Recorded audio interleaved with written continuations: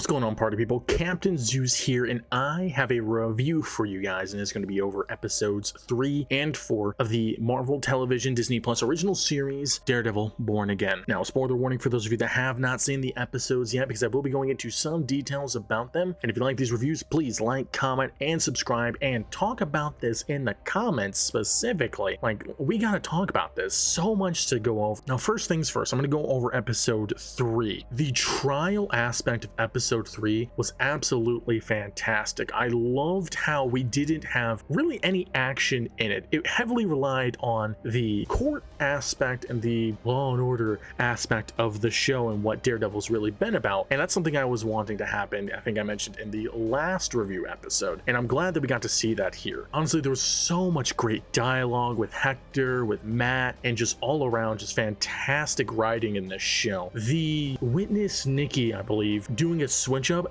did not see coming. I thought he was going to get shot in the middle of the courtroom. I know, dark, but honestly, I thought that was going to be a lot more plausible than him just folding without getting threatened. Although I will say, Matt's PI did a fantastic bait and switch on getting Nikki to the courthouse. Freaking fantastic job there. Honestly, this episode was just so good. When we got towards the end, I genuinely couldn't tell if Hector was going to be found innocent or if he was going to be found guilty, just because of the way everything was presented in the courtroom. I will say, Matt doing that 180 and revealing Hector's secret identity, that he is indeed the White Tiger, also did not see that coming. That was a crazy move. Honestly, I'm sure that maneuver is going to bite him in the butt later on with that judge in particular, or in general. He tried so hard to get that off the docket of being discussed, and as soon as things didn't go his way, he sure enough did it, which I think is also hilarious how this episode showcased Matt's hypocrisy with not only his morals, but also with just like his viewpoints and actions. Probably just like a Catholic thing, but it's just hilarious to see that because he's also defending a vigilante, defending a masked man, and trying to say that his actions are justified, when at the same time he's trying to say that being a vigilante, there's no excuse, you shouldn't have to, when also at the same time he is a vigilante. So I will say the closing arguments for both the DA and for Matt, fantastic. That's what really made me think, I don't know who's going to get this or not, but when Matt got set free, oh my gosh, the emotions, the feels, and the feels didn't last too long because homeboy got freaking shot, which I did not see coming. He was walking down the street, I'm like, oh cool, we're gonna see him fight crime, we're gonna see some dope White Tiger action. Nope, homeboy just gets got right there in the middle of the street, which was a crazy way to end the episode. Now, a big talking point about that episode was the fact that at the end, the dude that killed him had the Punisher logo on, which I know for a fact it wasn't Frank, because if it was, we would have saw him. It would have showed his face. It wouldn't have had him covered up. Everyone was thinking, oh my gosh, that was Frank. Honestly, that's dumb. Why would it be Frank? They would have just shown it. We've already seen him in the trailer, so it makes no sense. So anyone that thought that was Frank, you guys need to use your brains a bit more.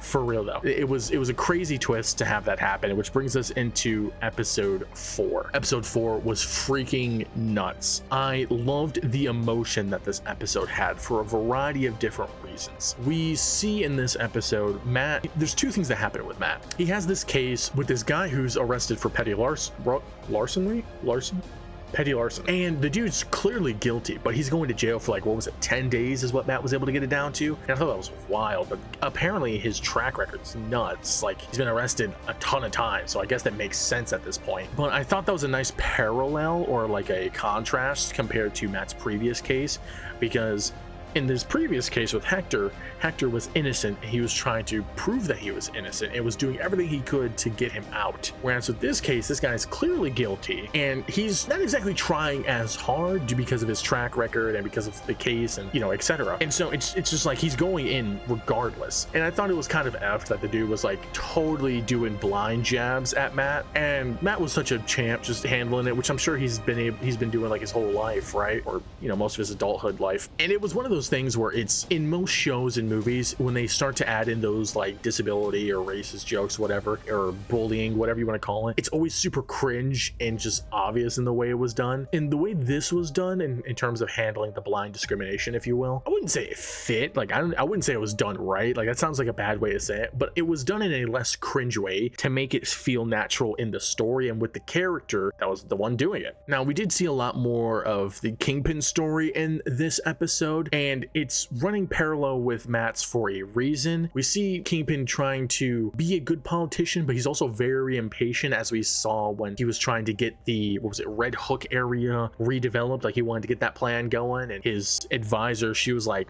you can, there's a ton of steps to do beforehand. And you know, he goes down that route of trying to get that taken care of. He's brushing off these kids singing, which everyone seems to be singing "We Built This City" for some reason. And I thought it was interesting that they have a Latveria holiday. And as we get closer towards the end of the episode, we have one of the most emotional parts of the episode. It was ironically the big reveal everyone was waiting for. Is when Frank enters the scene. It's when Frank is shown on screen, because Matt goes and tracks him down, essentially because he finds the bullet casing that Hector was shot with, and that bullet casing had Punisher's logo on it. And I noticed Frank in this episode is written very differently than he was in the original show in terms of dialogue and I guess swearing. I'm like, dude, this seems pretty much comic accurate. Frank, he's very much not filtered in this, and I love that. I'm so tired of them filtering what certain characters can and cannot say. Like, the Netflix version was great, don't get me wrong, but it also felt like he was filtered in a lot of different ways. I love the way John Bernthal's Punisher was portrayed in this episode, even though we didn't see him be in the Punisher persona. He was in the Frank Castle persona, if you will.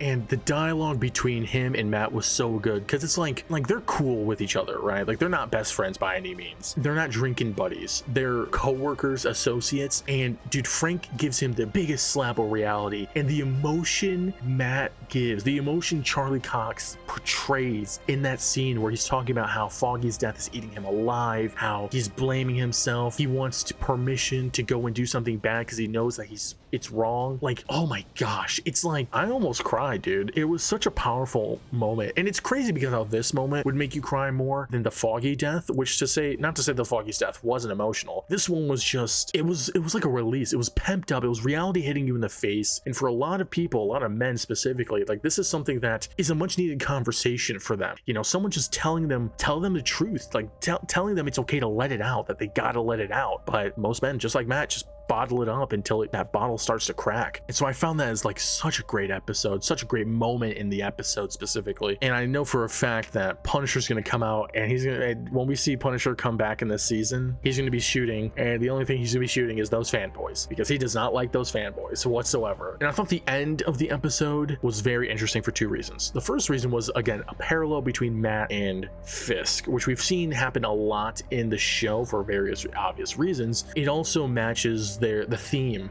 of them trying not to be the person that they once were. They're trying to become a new man, respectively. They're trying to move past that, but at the same time, they can't. It's who they are. For Kingpin, it's that evil, devious, ruthless Kingpin to be, as we saw at the end where he's eating, which I don't know what it is he was eating, but it looked delicious, in front of Adam, who was locked up, which is nuts. And then for Matt, it's to not let out his rage, not to go down a path that contradicts who he is and what he believes, you know, not to be the Daredevil. And in that episode, in that moment, you know, we see all the cool different masks, which is awesome. We saw I want to see him wear the silver costume. I think that would be dope. We saw the black costume, the yellow one, red ones, etc. He has variety of costumes, as I'm sure he's getting from that one She-Hulk designer. I don't know. I kind of wish they'd bring back the guy that made his suit in the first show. Like, he was so cool. Anyways, Matt was on the roof practicing with his batons, getting the feel of them again, getting back into the groove of things. And for him and Kingpin, it showed that they're not breaking free from who they once were anymore. That wall that they built is cracking. It's cracking more and more with each day, and it shows. And once that wall is torn down, they're going to go back to who they were in their OG show, which is probably the whole premise of Born Again, because this is Daredevil's birth once more. Now, the interesting part was the MUSE, I wouldn't even say end credit scene, but the MUSE ending, where he has people strung up in his subway area and is taking blood from them. I have no idea who MUSE is. I am aware of his character in the comics. I don't know anything about him. I know he looks dope, and I heard he's a vigilante, but I also heard he's a villain, so I don't know. Let me know in the comments what you do know. But he is taking blood from people. I am concerned that the blood he's taking, he's using as paint, which is even weirder. But it makes me question why he does that and who he chooses as victims. Like, I'm really interested in who MUSE is, and we are 4 episodes in, and we still don't really know anything about him. Nevertheless, I'd probably rate these episodes an 8.5 out of 10. They were just so good. They're equally just as powerful and emotional. This show is just so good. I can't can't get enough of it. That's just my thoughts on the episode. What did you guys think, though? Let me know in the comments below, and please let me know if you guys want me to keep reviewing the show as well. I'm doing this in 2 episode increments just because time. Anyways, I'm Captain Zeus, and I will see you guys later.